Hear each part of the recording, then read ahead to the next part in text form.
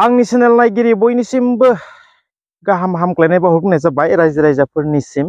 बेनिफ्राय दिनै नोंथांमोननिसिम मोनसे कन्टेन्ट लानानै फैदों जोंहा प्रमद बर' सार। बिथाङाहाय मैयाहाय मोनसे गोजोननि हान्जा सुरनाय मोनसे जोङो मिडियायाव जोङो नुनो मोन्दों। बिथाङा मोनसे बाथ्रा बुंदों जे 3 बोसोराव जोंहा सोलोंनाय आरो बुजिलायनायानो 3 बोसोराव थांबाय। बेनिफ्राय फैबाय थानाय 2 बोसोरावहाय जोङो मोजाङै रायजो राजानि थाखाय खामानि मावलांनोसै होननानै बिथाङाहाय प्रेस मिटनि गेजेरजों बा मिडियायाव बुंदों। नोंथांमोना बेखौ एसे उनावसो होसिगोन, लास्टिं होसिगोन। बिनि सिगांनो मोनसे बाथ्राबाव जोंहा निउस पर्टेलफोरावहाय जोङो नुनो मोन्दों सनितपुर गहपुरनि बयजोंबो मुंदांखा मिथिजानाय रबि नार्जारि होनना बुङोना आर.एन. प्रडाक्शना फैबाय थानाय गोदान बोसोरनि थाखाय मोनसे मिउजिक भिडिअ बानायगासिनो दङ। थाबैनो नुनो मोनगोन होनना बुंदों। दा बेखौहाय माखासे निउस पर्टेलफोराहाय एसे गोरोन्थियै माने निउस फोसावनायखौ जोङो नुनो मोनदों, नङा होमबा रायजोफोर? आङो मैया मोनावहाय आङो कमेन्टबो खालामदोंमोन मोनसे निउस पर्टेलावहाय। निउसआ एसे गोरोन्थि जाबाय नामा होननानै बिथांमोना कमेन्टखौ नायदोंना नायाखै मिथिया।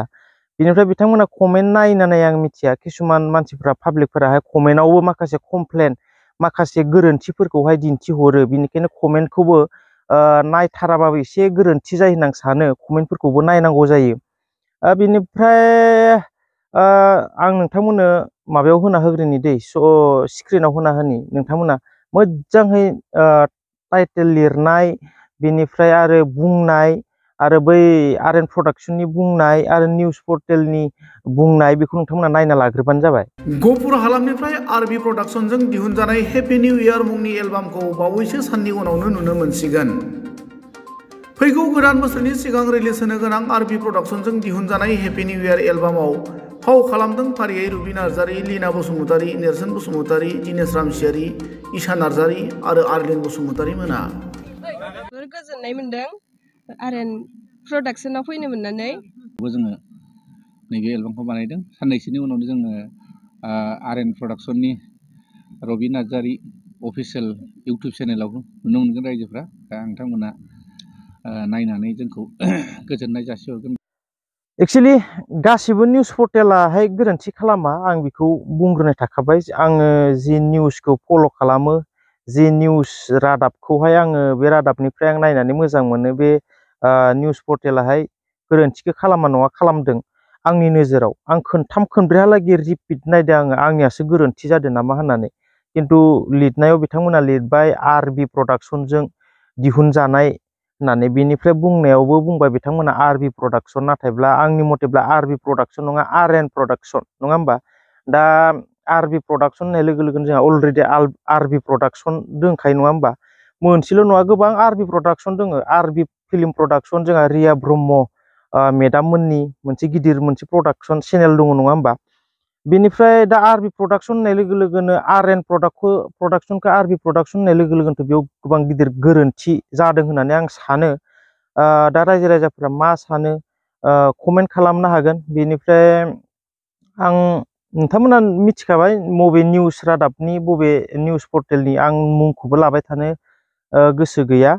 बेनिफ्राय जाय हक, जोंहा बिथां ब्रादाराहाय जुदि भिडिअखौ नायसनदोंब्ला गाज्रि मोननो नाङा। गाज्रि मोननायजों जेबो लाब गैया। आङो गोसोआव माबा मोनसे गाज्रि लानानै, गोसोआव माबा मोनसे गाज्रि मटिभ लानानैबो आङो बुङाखै। मानो होनना बुङोब्ला जों गावजों गाव फेंलायनांगोन, नङा होमबा? बिथांमोननि कन्टेक्ट नाम्बार थानायबाथ' आं डाइरेक्ट कल खालामनानै फनाव बुंहरगौमोन, जेनेबा बिदि आं भिडिअ लाबोलायनो प्रयजन गैयामोन। मानो होनना बुङोब्ला दायो मैयानो होनाय भिडिअखौ दिनैहालागैथ' बहुद भिउ जाबायना, गोबां नायगिरिफोराबो मिसआन्डारस्टेन्डिं जायो, मिसलिड जायो, नङा होमबा? आरो जोंनि बर'नि गेजेरावथ' आरो एसेनि एसे माब्लाबा समाव जामब्रनोबो हागौ बेफोरबायदि। बेनिखायनो निउस रादाब होग्राफोरा एसे साबधानै होनाया मोजां। गोरोन्थिया जायो बयहाबो, आंहाबो जायो। आं गावखौनो बुंनाबो लाया जे आंहा गोरोन्थि जाथारा होननानै, बयहाबो जायो। बिनि गेजेरजोंनो गावजों गाव माने फेंलायना लानाया मोजां होननानै आं सानो आरो। बेनिफ्राय नोंथांमोना नायनानै लादो जोंहा प्रमद बर' सारा मा बुंखो। बोसोरथामाव सोलोंनाय आरो बुजिलायनायावनो थांबाय, बे बाथ्राखौहाय बिथाङाहाय पर्टेलावहाय बुंदों। नोंथांमोना नायना लाग्रोदो, बिनि उनाव कमेन्ट खालामनो हागोन।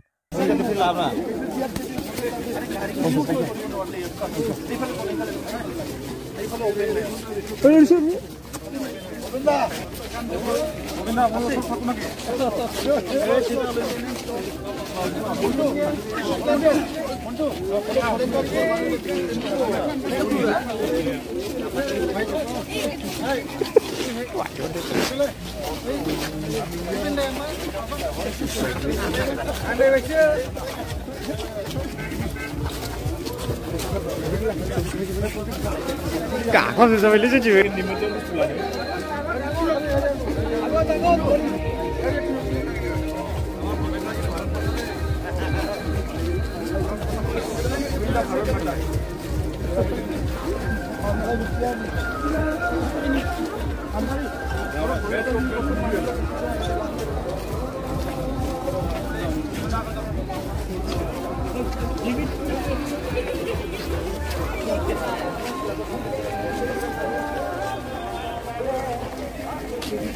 সব নতুন পরিকল্পনা যোৱা 3টা বছৰটো আমাৰ কাৰণে এটা লাৰ্নিং এণ্ড আণ্ডাৰষ্টেণ্ডিং ষ্টেজ আছিলে অহা 2টা বছৰ আমাৰ কাৰণে পাৰফৰ্মেন্সৰ এটা বছৰ হ'ব আমি 3টা বছৰৰ যেটো আমাৰ লাৰ্নিং 3টা বছৰৰ যেটো আমাৰ এক্সপেৰিয়েন্স 3টা বছৰৰ আমাৰ যেটো উপলব্ধি এই উপলব্ধি লাৰ্নিংটো লৈ পেলাই অহা 2টা বছৰত দ্বিতীয় অঞ্চলৰ 35 লক্ষ জনসাধাৰণক আগুৱাই নিয়াৰ কাৰণে আমি দিনে নিশা কাম কৰিম আমাৰ ইএম এমচিএলএ সকলে দিনে নিশা কাম কৰিব আমাৰ অফিচাৰ সকলে কাম কৰিব আৰু এই অঞ্চলৰ আমাৰ শান্তি সম্প্ৰীতি নিৰাপত্তাৰ লগতে আমাৰ শিক্ষা দীক্ষা অৰ্থনীতি সকলো দিশতে আগবাঢ়ি নিয়াৰ কাৰণে আমি কাম কৰিম আৰু সকলো জাতি জনগোষ্ঠীয়ে যাতে নিজৰ নিজৰ অধিকাৰ পাবলৈ সক্ষম হয় তেখেত সকলৰ সমস্যাবিলাক সমাধান হয় ভূমিৰ অধিকাৰৰ পৰা আদি কৰি সকলো অধিকাৰ যাতে তেখেত সকলে পায় আৰু সুস্থ নাগৰিক হিচাপে আমাৰ অঞ্চলত জীয়াই থাকিব পাৰে এই অঞ্চলৰ কোনো অপ্ৰীতিকৰ ঘটনা কোনো ধৰণৰ মানুহক ভাবুকি দিয়া কোনো ঘটনা বা মানুহৰ প্ৰতি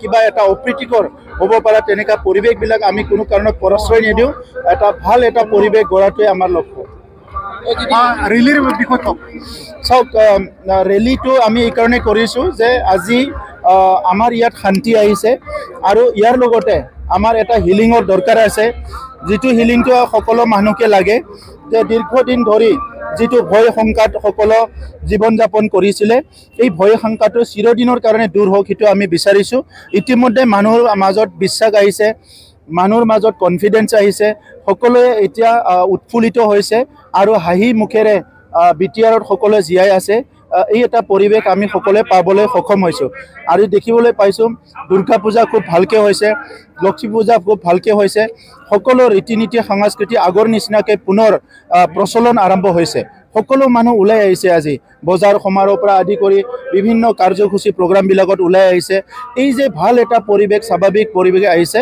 ইটো যাতে চিৰস্থায়ী হয় ইটোকে লক্ষ্য ৰাখি পেলাই আজি আমি এই ৰেলীটো ওলাইছো